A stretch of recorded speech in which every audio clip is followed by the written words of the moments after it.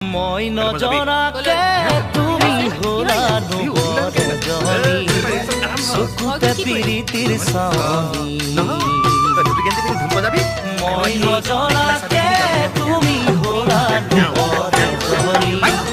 চকুতে পিৰিতিৰ চাৱনী মাতিম তোমাক কি বুলি জোনালী নে জানমণি মাতিম তোমাক কি বুলি